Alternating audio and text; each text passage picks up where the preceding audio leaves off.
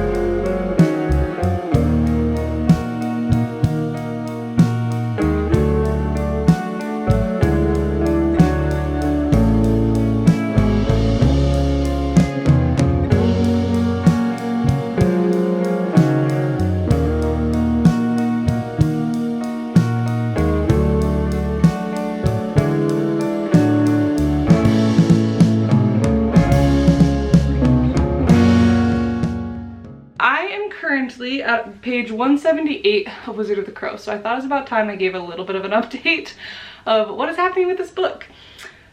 This is a very interesting read. The first 100 pages or so feel like you are just reading through these little like short story collections. Like there's a bunch of these different almost fables that you're getting as you go through that seem super random, to be honest. But once you hit about the 100-page mark, everything starts to intertwine. The problem that I had at that point was that I could not remember a lot of the names. It kept mentioning people, and I just didn't even really realize that we'd already heard about them until it would be like, and this is the person that this happened to. And be like, oh, that's who that was. I didn't know I was supposed to know them. So the names have been getting a little bit confusing. There are just so many characters in this book. I feel like it's finally started to focus in on one group of characters, but it is kind of a lot to keep track of name-wise, especially when you get introduced to them and it feels like just super random short stories. So I don't think that I was even necessarily paying enough attention to remembering the names because I didn't know if I was going to need them or not. So yeah, It's going a little bit slow. It's very interesting writing style. It's very much so as if you were like sitting at the fire and someone was telling you stories type of thing, or like I said, the best thing I can think of to compare them to of something that's just like super popular is almost like Aesop fables.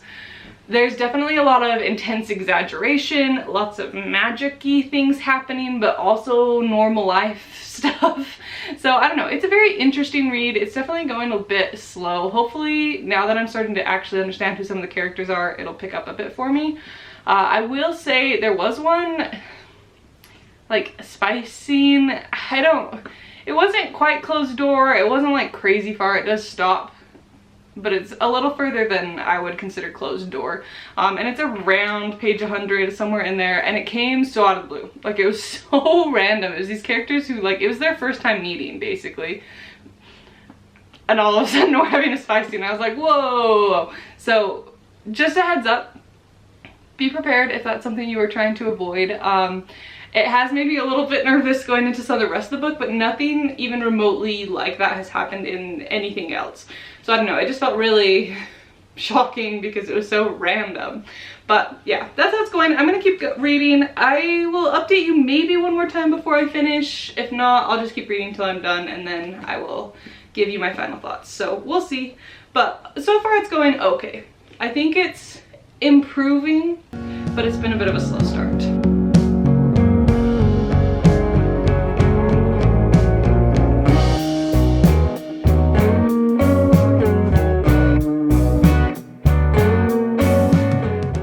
I have finished Wizard of the Crow.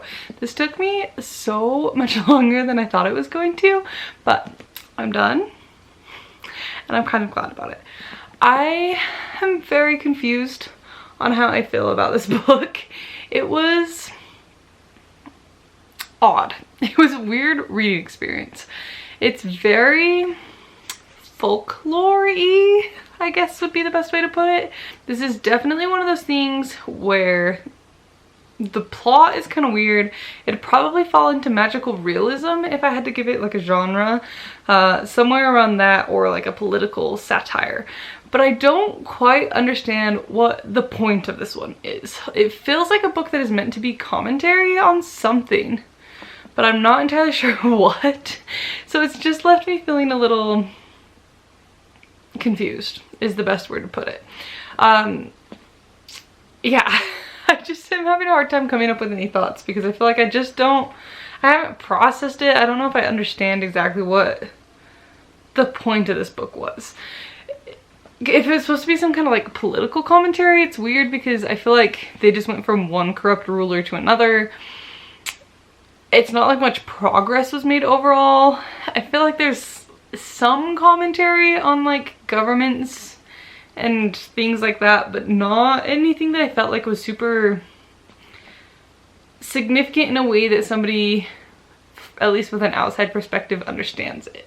If this was like, I don't know, maybe people who happen to be in the same circumstances as whatever this book is trying to comment on would get it and it would feel really interesting, but I feel like this wasn't a book that can bring someone in from an outside perspective to whatever it is that it's trying to get at. So I don't know, I feel like there's a lot of really high praise for this book and I don't know if I fully understand it. The other thing about this book that felt really weird was trying to place what time it was in, because parts of it felt so old-fashioned, parts of it felt very modern, like they're texting each other, they have cell phones, but it was like sorcery, they're like walking places, I don't know. It was just weird. I will say the writing style is very interesting. It is decently fast to read if you can just stay focused. I felt like it lost my interest a little bit on a lot of parts of it, where it was just kind of slow and it was just these crazy things happening and you're just like, what is going on? Like, that was probably my main emotion this whole book, was just, I don't understand what's happening and I'm not entirely sure if I'm supposed to understand what's happening, and I don't know, that's not my favorite type of book in the world. I think I'm gonna give it like a 2.5, 3 stars, somewhere around there. It's just one of those books that I'm just not sure I get it.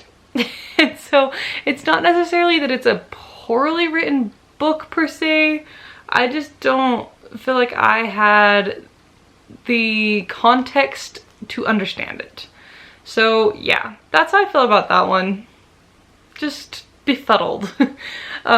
Anyways, I'm pretty glad to be moving on from this one. I felt like this was really long for what it was, especially just with it being just craziness. So I'm ready to move on. I'm going to go with my nice little tiny short one, so I feel like I'm making some more progress. We're gonna pick up Deranged as I Am next. This one is only like 84 pages. Is that right? Yep, 84 pages. So this one should be a pretty quick read. I'll probably read the whole thing and then update you again once I'm finished, and then we can move on to our final book for the video. So let's jump in with Deranged as I Am.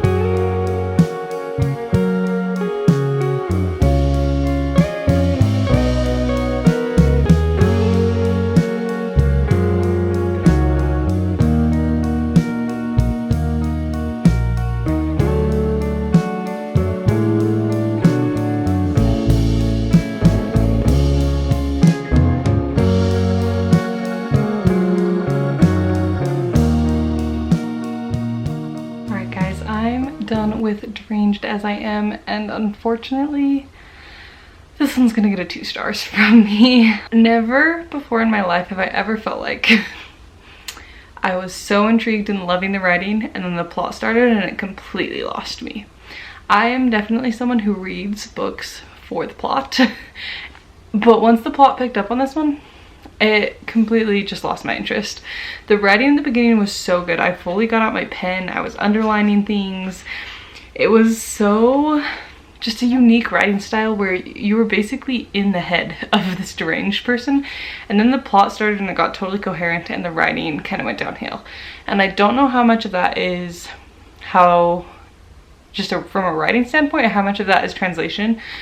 I do feel like a lot of the praise that I've seen about this book is about it like breaking boundaries with the French language, whatever that means. So I'm wondering if some of what the appeal of this book is got lost in translation between French to English. The plot was just weird. I didn't like it. There's just a lot of stuff in there that I started skim reading because I was just like, I don't want to read that. Basically the whole plot is about this dock worker and this woman who tries to like cheat on her husband with him, but he's like not wanting to have part of it. And then there's like this race thing, and that's like it. But it was just like weird. I don't know. So I don't know. Having mixed feelings about it, because there were parts of it that I really liked. There was a couple of really good lines, but the whole actual plot part was bad. Like, for example, there's nothing on earth that terrifies me more than the semblance of courage in the face of a slowly suffocating existence. That was one I liked. And there was one line further in. Listen carefully, dear friends. The best of men are the ones who seek not only to embrace a ray of sunshine after having pierced through the darkness, but above all to share it without a second thought by flooding others' darkness with light. But yeah, so a couple good lines, but overall I wanted to recommend this book. It wasn't worth wading through whatever else was going on. Granted, this is only an 84-page book, but still, it was just a little odd.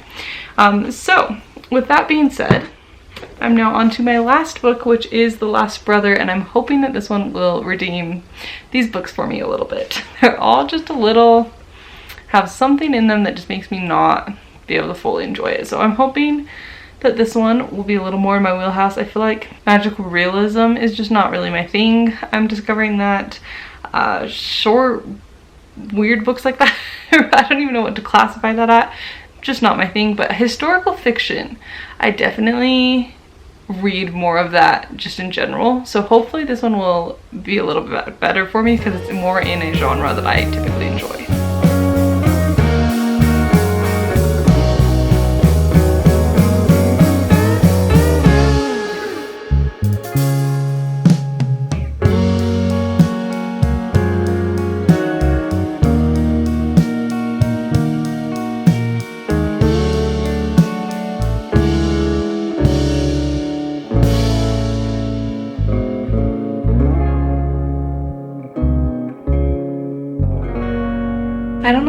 how many clips I actually filmed while reading this book, but I have finished The Last Brother.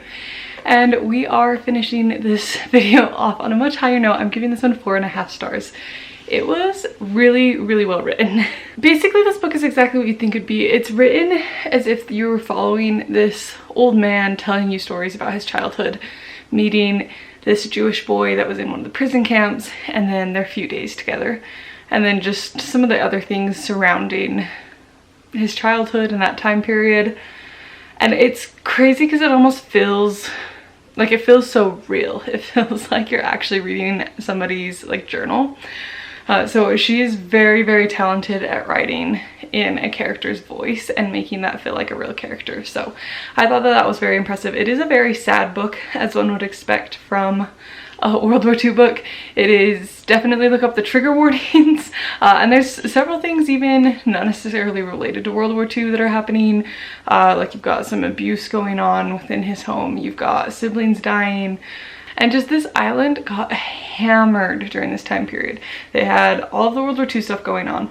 They had a cyclone that just destroyed the island.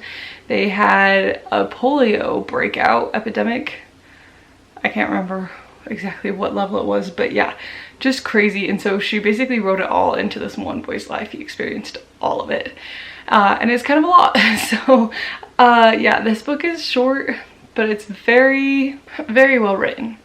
So yeah, I quite enjoyed it. If you're looking for a World War II book that's not just your typical what happened in England or the US or Germany, this is another interesting perspective where you wouldn't have expected there to be like a prison camp with Jews in it.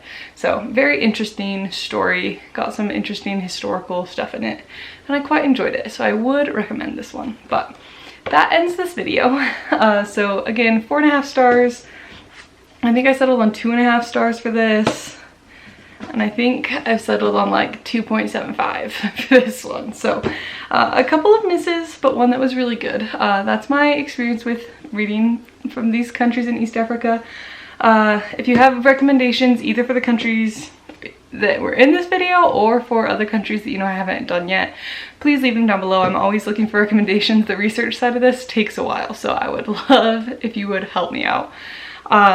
I think my next video that I'm going to do is Southeast Asia, because I've got one book already on my shelf that I know I want to read for that one. So that's the next one that's coming up. But thank you so much for watching. I hope you enjoyed this video, and I will see you in the next one very soon. Bye.